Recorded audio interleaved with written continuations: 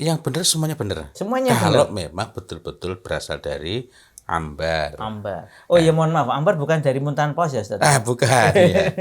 Dan dari literatur yang saya pelajari juga demikian. Ada yang yellow amber, ada yang Oh. grey amber, ada yang black amber, gitu ya.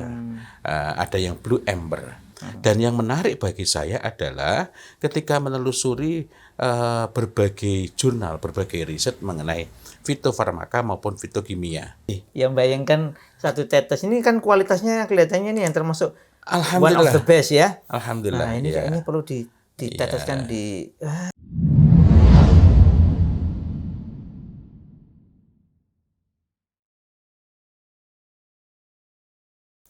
Assalamualaikum warahmatullahi wabarakatuh. Waalaikumsalam warahmatullahi wabarakatuh. Alhamdulillahi rabbil alamin wa bihi nasta'inu ala umuri dunya waddin wassalatu wassalam ala asyrafil anbiya wal mursalin amma ba'd. Alhamdulillah berjumpa lagi dalam Wawangi Tuntunan Nabi.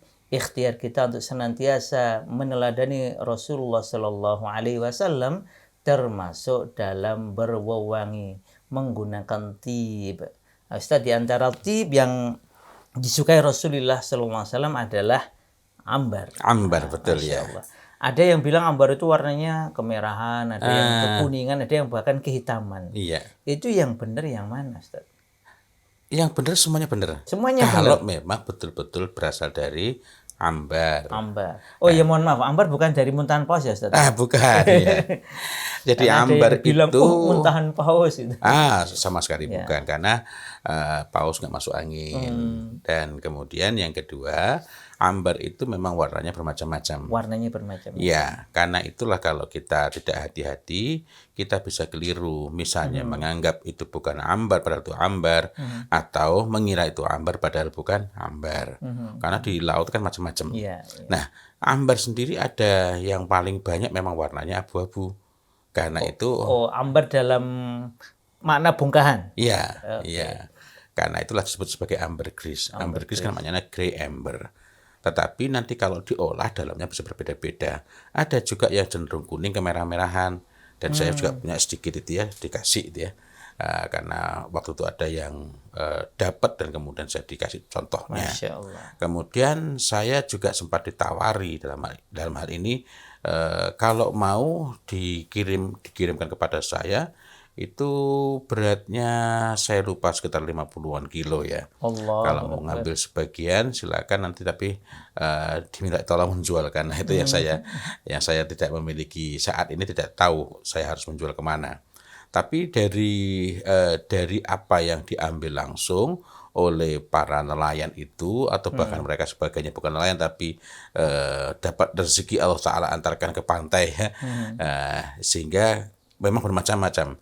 Dan dari literatur yang saya pelajari juga demikian. Ada yang yellow amber, ada yang grey amber, ada yang black amber, gitu ya. Ada yang blue amber. Sampai blue juga ya? Blue amber ya, blue amber. Nanti blue amber itu warna ambernya ya tidak seperti ini, Tidak. Ya. Ini yang umum seperti ini, Ustaz ya? Atau hitam juga banyak juga. agak hitam ya? Ya, karena grey itu ketika pekat itu kan kadang tampak lebih dekat ke hitam ya. Tetapi yang disebut sebagai blue amber pun kadangkala warnanya kekuning-kuningan. Kan memang itu tidak berbeda dengan apel misalnya. Apel hijau ya seperti itu. Apel merah ya seperti itu. Tapi kalau ini kan hasil dari proses reaksi dan lain-lain ya. Selain dari pausnya sendiri, walaupun pausnya penghasilnya ya satu macam. Kalau kandungannya itu beda apa sama, Ustaz? Kok kalau ada yang blue, ada yang berbeda-beda. Berbeda-beda. Konstituen utamanya sama. Yang paling pokok adalah ambrin. Dan ambrin ini adalah senyawa yang khas ditemukan pada ambar. Artinya hampir tidak ada di yang lain gitu ya. Ya, yang lain tuh kalaupun ada itu tidak sangat menonjol. Dan ambrin adalah konstituen atau penyusun terbesar. Kemudian ada dua lainnya yang utama. Saya tidak begitu hafal namanya itu rumpun-rumpun kimia karbon kalau dulu kita mempelajari gitu. Tapi saya perlu pastikan lagi dia, perlu pastikan karena saya sudah lama tidak mempelajari kimia organik ini. Iya. Dan kemudian ada beberapa konstituen lagi lainnya. Dan yang menarik bagi saya adalah ketika menelusuri berbagai jurnal, berbagai riset mengenai fitofarmaka maupun fitokimia. Fitokimia itu berarti kandungan-kandungan kimiawi yang ada pada kimiawi dalam hal ini bukan sintetis artifisial kimiawi yang asli, yang alami ya. Biochemical. Jadi secara alami itu memang mengandung ada senyawa-senyawa itu. Seperti ambren di amber tadi ya. Ya di amber itu. Atau nanti di za'faron juga ada beberapa senyawa biokimia yang kemudian berfaedah sangat banyak. Nah, misalnya pada grey amber dan yellow amber, maka kandungan ambrein itu bisa sangat jauh berbeda. Sangat jauh berbeda. Yang satu bisa sampai 46%, itu yang satunya bisa lebih rendah lagi itu. Padahal itu sama-sama amber. Tapi buat saya yang paling penting itu karena nanti itu ranah para peneliti dari aspek chemicalnya ya.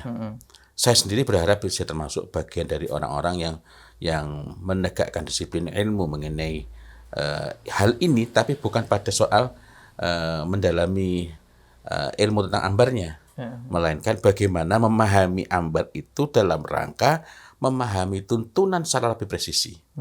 Nah, di situ ada berbagai fitokimia, yakni senyawa kimia ini secara teori memberi manfaat bagi kesehatan.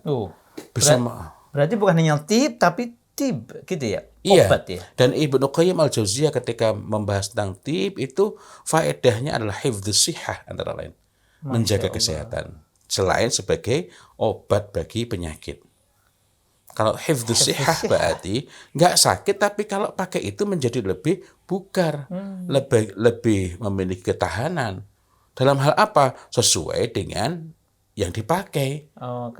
Jadi nanti juga kaitannya dengan biochemical dari tip antara misik, ambar, kemudian za'faron, kemudian fariyah, kemudian yang lain-lain Mawar, Masya Allah.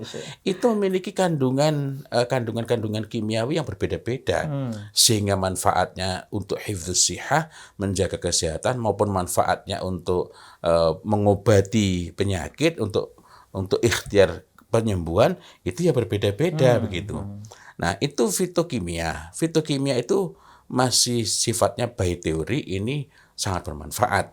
Nah, ada fitofarmaka. Kalau fitofarmaka itu ya tetap saja itu ada unsur-unsur kimiawi dari ada konstituen kimiawi dari tiap-tiap minyak wangi itu. Tetapi konstituen kimiawi itu telah teruji secara klinis. Misalnya dari ambrein saja itu dapat diekstrak lagi menjadi 10 konfigurasi kimia, 10 konstituen kimia yang berbeda-beda. Yang masing-masing nanti memberi manfaat-manfaat yang berbeda-beda. Masya Allah. Sehingga tidak heran, tidak kaget ketika amber itu ada kalanya dibeli bukan untuk minyak wangi, ambergris-nya. Ambergris itu berarti yang masih bongkahan? Masih bongkahan. Dibeli bukan untuk minyak wangi, tetapi yang paling pokok adalah untuk bahan obat. Misalnya anti kanker. Kemudian misalnya berkenaan dengan disfungsi atau degenerasi, nyebutnya nggak enak ini, seksualitas. Itu. Nah, ini memiliki sangat banyak faedah. Nah, dibuat obat-obatan yang berharga sangat mahal karena memang ini bahannya betul-betul alami dan ini sulit didapat. Yang sementara kalau dipakai sebagai minyak wangi harganya mahal. Nah, ini karena memang memiliki konstituen kimia yang secara klinis uji coba medis terbukti ini membawa faedah yang sangat besar. Dan memang ditulis, share melalui jurnal-jurnal ilmiah ya. Diteliti, diuji cobakan lagi, dikembangkan lagi, diteliti lagi, sehingga tadi dari ambrain sampai di derivatnya itu sampai ada 10. Itu mungkin, itu bahkan mungkin masih berkembang lagi yang saya baca, yang saya pelajari. Karena saya bidangnya kan bukan farmasi. Iya. Nah, saya mempelajari itu hanya untuk memastikan bahwa ketika berbicara mengenai manfaat bukan qil wa qal, katanya-katanya.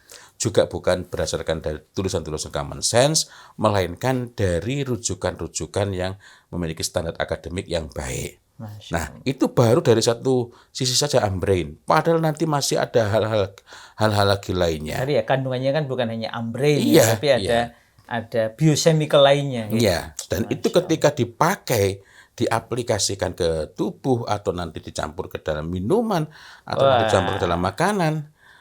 Karena nanti untuk kosmetik juga begitu.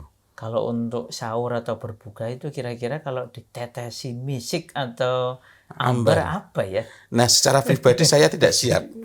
Tidak siapnya itu maksud saya kalau dipakai, maksud saya secara pribadi itu kalau ada yang misalnya tempo hari kita sudah mencoba ya, karena kita membaca bahwa di Turki Utsmani ada Mumesek Cafe, kita kan sudah mencoba Muamber Cafe. Iya. Muamber Cafe kan dari ini. Yang bayangkan satu tetes ini kan kualitasnya kelihatannya nih yang termasuk one Alhamdulillah. of the best ya. Alhamdulillah. Nah ini kayaknya perlu diteteskan terus Ini bisa kalau ada yang untuk tertarik ini 920 real. oh ada yang tertarik.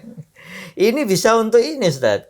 Orang mau khataman Quran. Nah, syukurannya itu mungkin yang agak banyak ya. Tetesnya satu tetes, diminum bareng-bareng niatnya untuk memuliakan Quran, memuliakan Ramadan, memuliakan ini dan juga. memperoleh faedahnya. Masya Allah faedahnya ini. Cuma saya memang setiap hari ketika sahabat kita mencoba, dan saya sendiri pernah mencobakan yang meneteskan misik yang asli itu, kok hilang bau kopinya. Itulah. Jadi memang kopi sama misik dan ambar tentu lebih kuat. Tapi ini sifatnya kecenderungan pribadi ya. Kalau kita berbicara mengenai manfaat, harusnya mengesampingkan kecenderungan pribadi. Ya, karena memang ayatnya itu khitamuhu misk. Nah, sehingga wajar kalau tadi ya Utsmaniyah menciptakan satu inovasi agar misik itu menjadi khitam dari minumannya. Masya Allah, ya, alhamdulillah demikian para sahabat pewangi Nabi sekalian, Masya Allah. Pokoknya ikuti teladan Rasulullah SAW termasuk dalam berwangi, akan mendapatkan faedah manfaat lahir batin dunia akhirat insya Allah. Demikian wabillahi taufik wal hidayah. Wassalamualaikum warahmatullahi wabarakatuh. Waalaikumsalam warahmatullahi wabarakatuh.